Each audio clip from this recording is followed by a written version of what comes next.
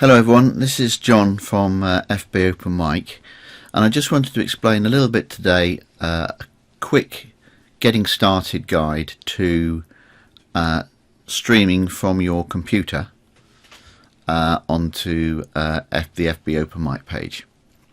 What everyone worries about is they've suddenly gone live and they didn't know it. So we'll cover how you can actually do a test first, which I think is the most important thing. So first of all, when we're going to go streaming onto the FB Open Mic page, we don't stream to our home page, we stream to the FB Open Mic page. That way we reach the FB Open Mic audience, and that's where we're expected to play our slot. So I go down to my groups, which I'm a member of, and I go onto FB Open Mic. Within FB Open Mic, I can see all the posts that have happened before, all the previous performances. Might even see myself somewhere down there. And I go up to the bit where you post. So you write post or you put a photo in, but we're going to send a live video to FB Open Mic. So we're going to click this, and we're not going to go live. You will not go live until you press the big blue go live button. So relax, just go into live video, and then it does a bit of whirring, and you have to wait while the page loads. It's quite a big page, obviously, and this page is going to have all your streaming settings, and you're not going live yet. You're not going to go live until you press either this big button, go live, or this one here. For some reason I always have better luck with this one at the bottom. I don't know why. Okay, so it says get started. Are you going to use a stream key or use a camera? And it will always offer you use a camera, because that's how most people are going to go into FB Open Mic. I have no idea what a paired encoder is. I do know what a stream key is. That's probably a topic for another video, because it is possible to stream into FB Open Mic from specific streaming software, and if you're going to do that, you're going to need a stream key. But we don't need this because we're going straight in with our camera and our microphone. It's chosen the correct camera. I know that because my pictures appeared in the bottom corner, and I saw my camera fire up. If it didn't, you'd have to go down your list of devices, and your camera would be listed down there, and you'd have to select that. Then the microphone, with a bit of luck, it will choose your microphone, and if it does choose your microphone correctly, you'll hear it in the headphones right now. So if you've got silence in your headphones, it means that it hasn't got the right mic. No big deal. You know, there are often more than one input audio device going into a computer, and you'll have to find the right one. Now, most people, when they're streaming from their computer, they're probably using either the laptop's built-in microphone, in which case I would expect that to be selected straight away, and it will probably be called something like the Realtek input microphone or something.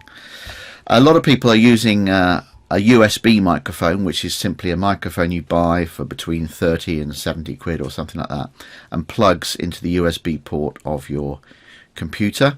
A lot of people are using the Snowball USB Open Mic. There are other ones from Rode, very nice one from Rode, Samsung. I've got one from Tonor. I'm not sure I'd buy another one from Tonor, actually. If I was getting one, I'd try and get a Snowball, or I love the Rode, but it costs about 100 quid. Alternatively, so the first option is your laptop microphone, second option is a USB mic, third option, a lot of us who are doing dabbling in audio stuff have something called an interface box, which goes by the names of either a Behringer Euphoria or a Focusrite. And what these boxes do is basically sit by the computer, and you can plug not just a microphone in, you can plug in a keyboard, or you can plug in an electric guitar. So that's kind of more for audio nerds. Most people get a USB condenser mic, which is kind of a microphone and an interface box all in the same thing. So with a bit of luck, it selected the right thing here, and you can hear noise. You can hear yourself speaking in your headphones. You haven't gone live yet. You're not going to get. That's not until you press the big blue button. Otherwise, actually, I can see from here that 3 out of the 4 options would work fine from what I've got. Okay, so my picture's working, my micro's working, I'm all ready to go live, but I want to do a test first. So what we don't do is press the go live button, because that will share in a group and it will share it to all the audience of FB Open Mic. We don't want that. So we're going to put it to our timeline. Right, so now this is just going to our timeline. It'll have a bit of a whir here because it's going to reload its page. Right. And this is what we want. Right. So you can choose when it's going to your timeline, go public, or you can choose exactly who it's going to. And if you can share it to your timeline and just give it to only you. So it'll appear on your timeline, but only you will see it. Other people who are looking at your timeline won't see this video. You will delete it anyway after you've done your test. So you've kind of, the chances of anyone seeing what you're doing seem to me to be vanishingly small, and only if you make a mistake. So I've got, this is the critical point, I've got it shared to my timeline and only I can see it. I'm now going to go live. Get the old guitar out. Right, here we go. Goes 3, 2, 1.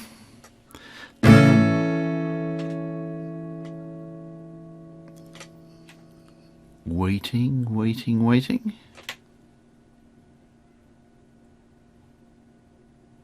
Right, it's still, God, that was a bit of a pregnant pause there. Okay, so I'm now live.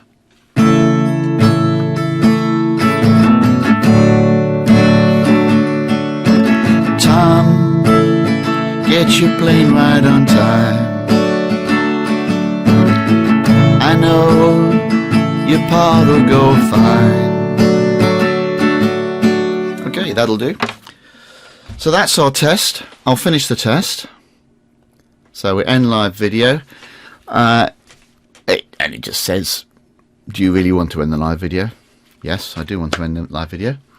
Okay, so I've done a live video. It asked me how it went. I've no idea, so I'm not going to answer that. Right, so now I streamed my live video and it went directly to my home page. So I go to my page and there it is. Already it's there, and let's see if it's worked. Waiting, waiting, waiting. One of the things about going live is you go live straight away. Right, you often don't realise it. That was a bit of a pregnant pause there. Okay, so I'm now live.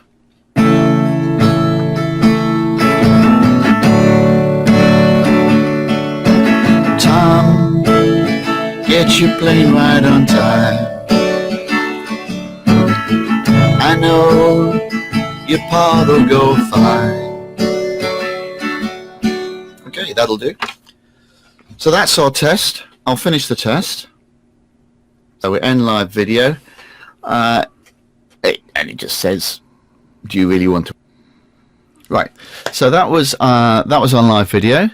It didn't go public. It only went to my home page. And I'm going to delete it now anyway. So I click on these 3 dots in the top right hand corner and I delete. And it's going to be removed from Facebook. So there it goes.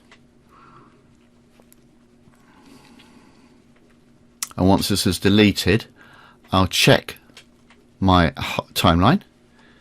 And that's a video I did from last week. So it's gone.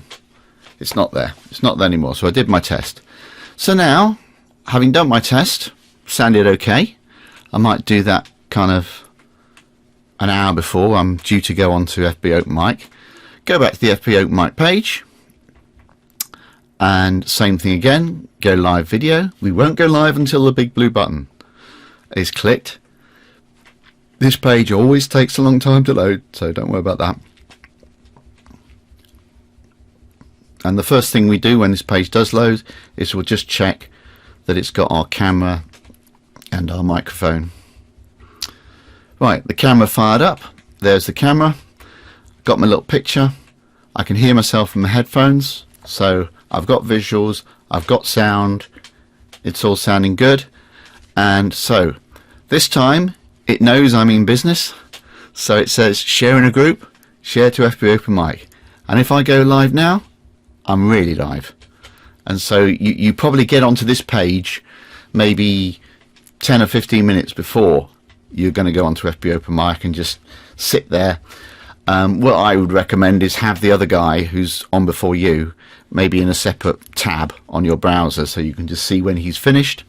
And as soon as he's finished, you can go into go live.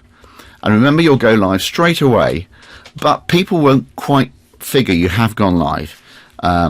So I've found that it takes kind of about 20 or 30 seconds before people come onto the...